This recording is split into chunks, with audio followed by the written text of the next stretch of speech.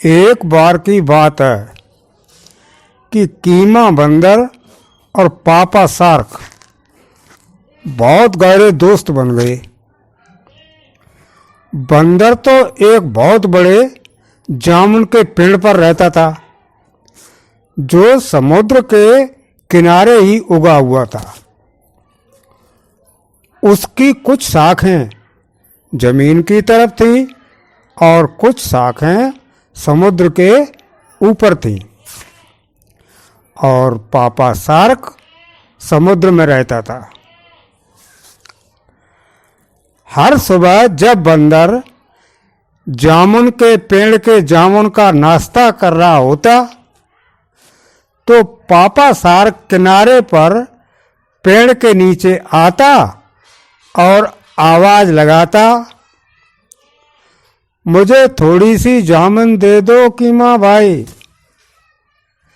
और बंदर उसके लिए बहुत सारी जामुन नीचे फेंक देता।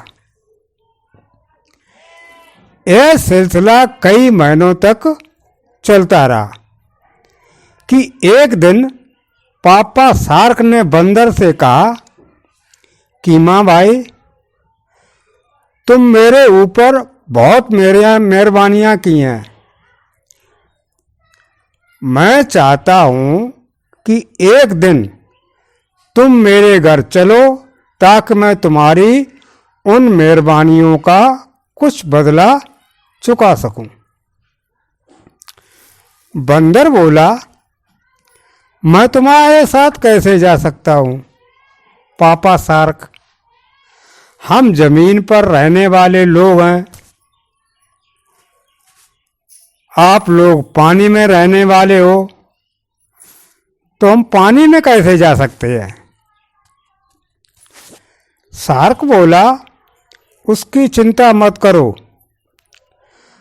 मैं तुमको पानी में ले भी जाऊंगा और एक बूंद पानी भी तुमको नहीं छू पाएगा। बंदर बोला, तब ठीक है, चलो चलते हैं। सो पापा शार्क ने कीमा बंदर को अपनी पीठ पर बिठाया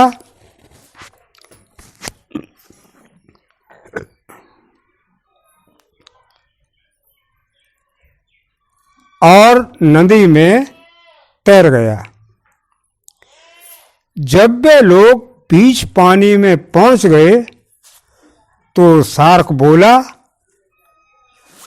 तुम मेरे दोस्त हो, इसलिए मैं तुमको सच सच बताता हूं। बंदर यह सुनकर आश्चर्य में पड़ गया और बोला, क्या बात है पापा शार्क, क्या बात है, वो क्या सच है जो तुम मुझे बताना चाहते हो। पापा शार्क बोला, सच तो यह है बंदर भाई कि हमारा राजा बहुत बीमार है और हमारे डॉक्टर ने हमें बताया है कि उसकी दवा केवल बंदर के कलेजे से ही बन सकती है। कीमा बंदर एक पल सोचकर बोला, तुम तो बहुत ही बेवकूफ हो, तुमने यह बात मुझे चलने से पहले क्यों नहीं बताई। पापा शार्क ने पूछा, पर वो क्यों। कीमा बंदर थोड़ी देर तो चुप रहा, उसने कोई जवाब नहीं दिया क्योंकि वो अपने बचाव का कोई तरीका सोच रहा था।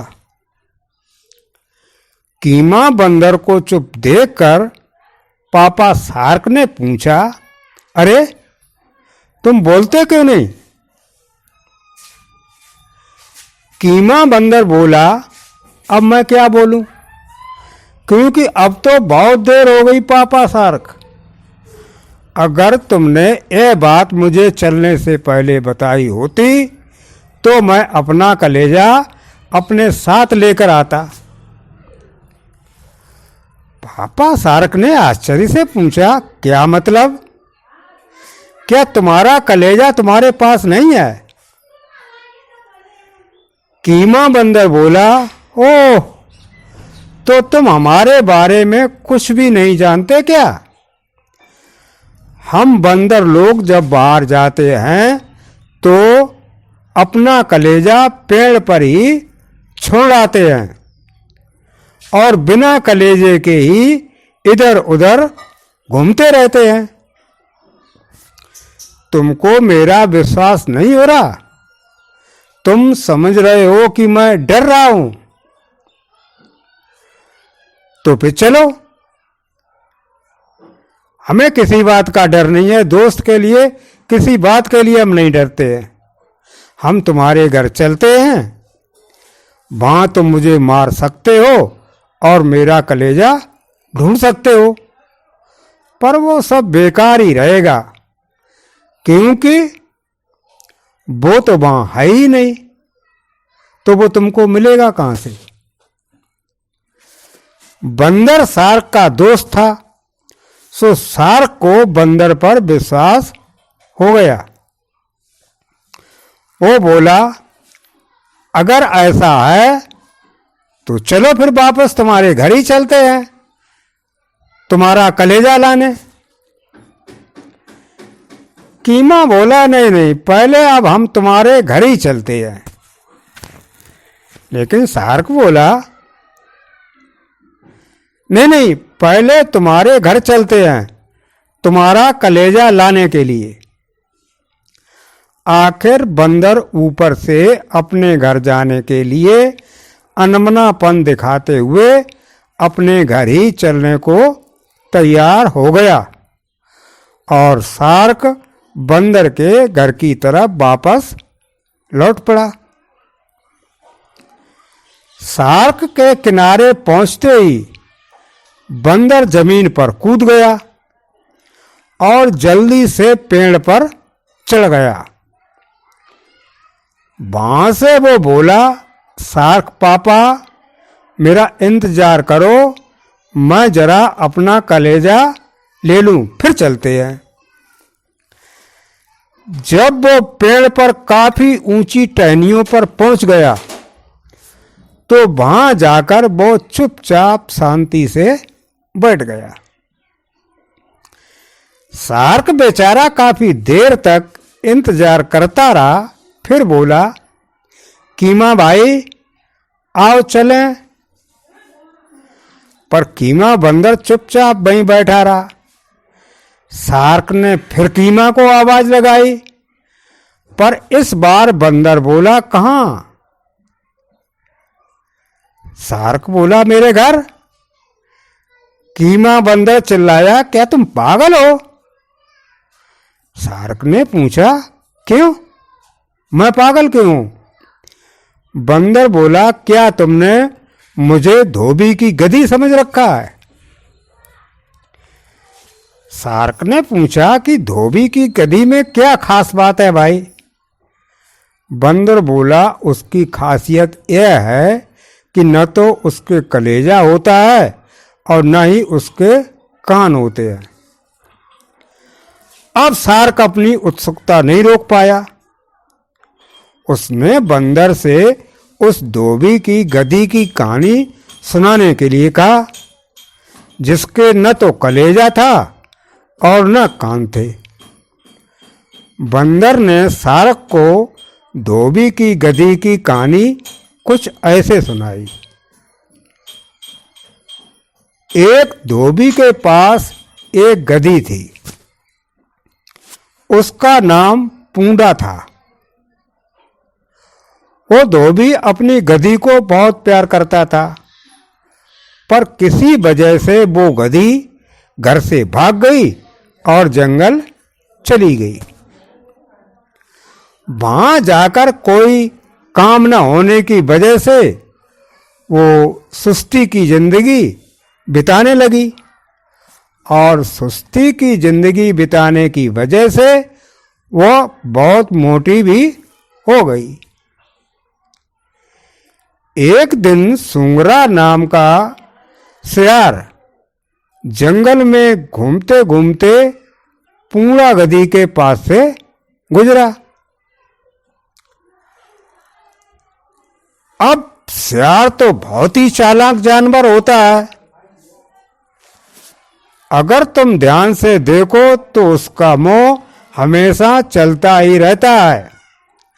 ऐसा लगता है जैसे वो हमेशा अपने आप से हर तरीके की बातें करता रहता हो। सो जब सूंगरा सियार ने पूरा गधी को देखा तो सोचा, ओह, ये गधी तो बहुत मोटी है, इसमें से तो हमको बहुत सारा मांस मिलेगा। तो अब वो गधी को खुद तो मार नहीं सकता था, सो वो तुरंत सिम्बा शेर के पास गया। सिम्बा शेर काफी बीमार था और बेचारा अभी पूरी तरह से ठीक भी नहीं हो पाया था, सो काफी कमजोर भी था। वह शिकार के लिए भी नहीं जा सकता था और वो भूखा भी बहुत था। सूंगरा सियार उससे बोला, मैं कल तुम्हारे लिए काफी मांस ला सकता हूं, जो हम दोनों के लिए काफी से भी ज्यादा होगा, पर तुमको इस शिकार को मारना पड़ेगा।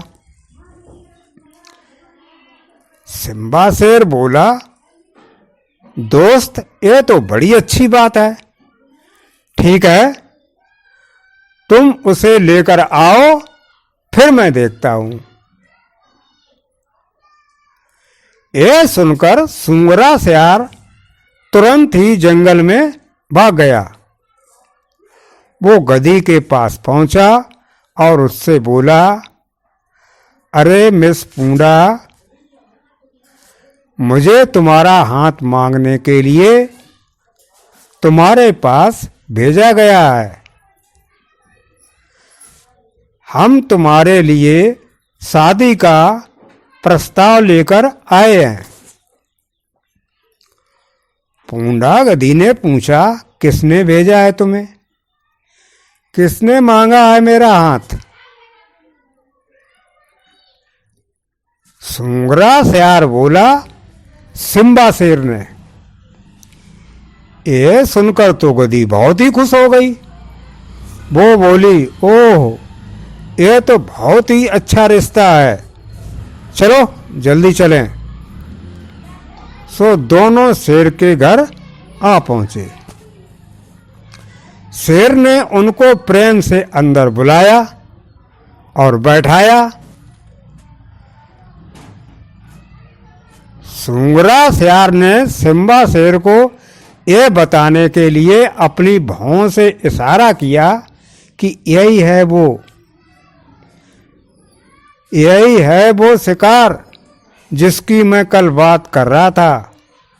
मैं बाहर जाता हूं और वहीं इंतजार करता हूं।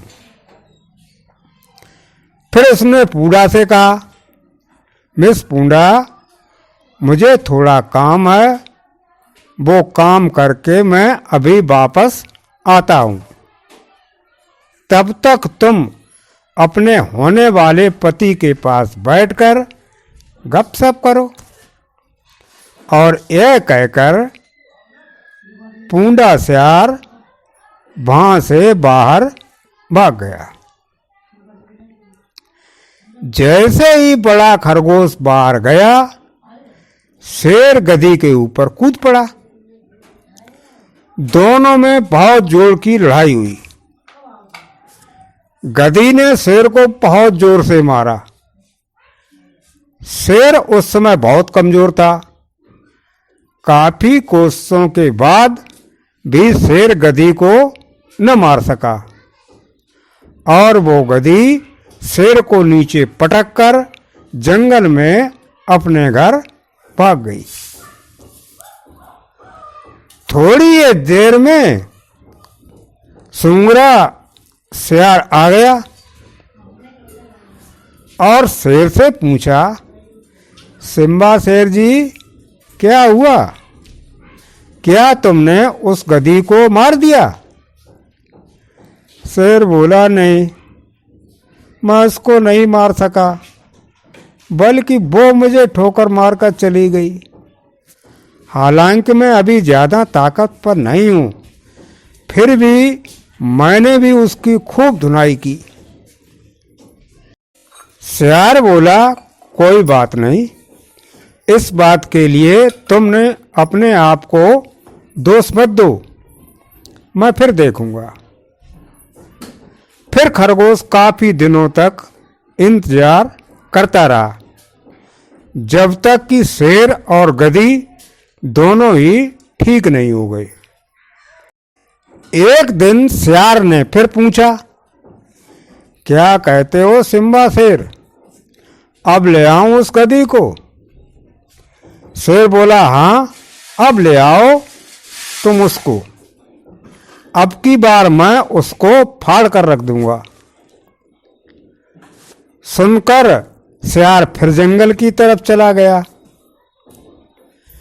गधी ने सियार को अपने घर में बुलाया और उससे जंगल की खबर पूछी। सियार बोला, तुम्हारे प्रेमी ने तुमको फिर बुलाया है, चलो। पूंडा बोली, उस दिन तुम मुझे उसके पास ले गए थे ना, उसने मुझे बहुत खरोंचा, अब तो मुझे उसके पास जाने में भी डर लगता है। खरगोश बोला, अरे वो तो उसके तुमको सहलाने का एक ढंग था, वो तो तुमको बहुत प्यार करता है। गधी बोली, अच्छा तो चलो मैं फिर चलकर देखती हूँ। सो वे दोनों फिर से शेर के पास चले।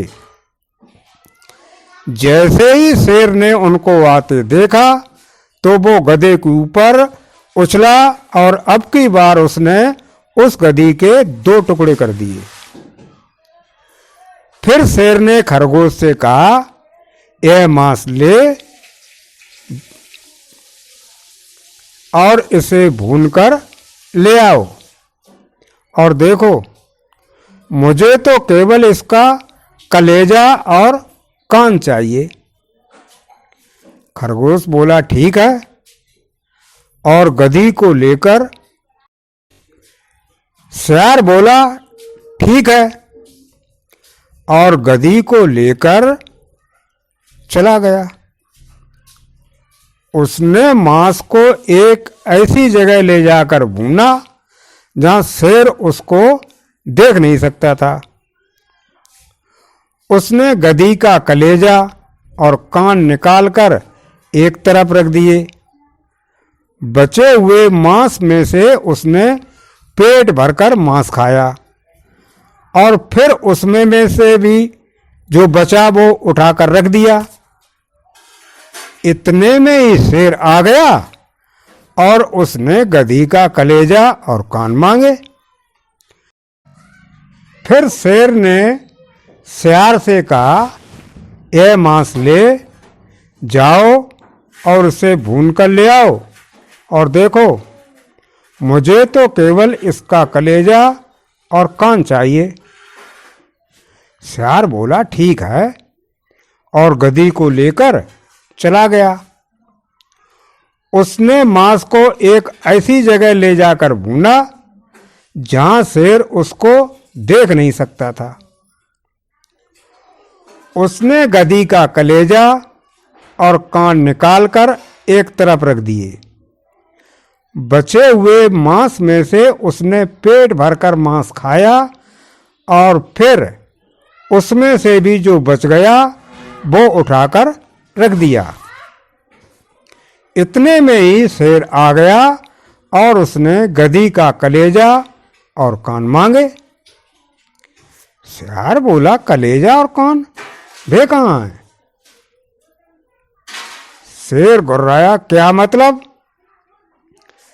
सियार हंसा और बोला, मैंने तुम्हें बताया तो था कि वो धोबी की गधी थी। शेर बोला, तो इससे क्या होता है? क्या धोबी की गधी के कलेजा और कान नहीं होते? सियार अपने सिर पर हाथ मारकर बोला, तुम इतने बड़े हो गए सिम्बा, और तुमको अभी तक यह पता नहीं चला कि अगर इसके कलेजा और कान होते तो क्या यह दोबारा तुम्हारे पास आती? यह तो शेर ने कभी सोचा ही नहीं था। शेर को सियार पर विश्वास हो गया कि इस धोबी की गधी के कलेजा और कान तो थे ही नहीं। सो कीमा बंदर ने शार्क से कहा, क्या तुम मुझे धोबी की गधी समझते हो? जाओ जाओ और अपने घर चले जाओ, अब तुम मुझे कभी नहीं पा सकते और हमारी तुम्हारी दोस्ती भी खत्म।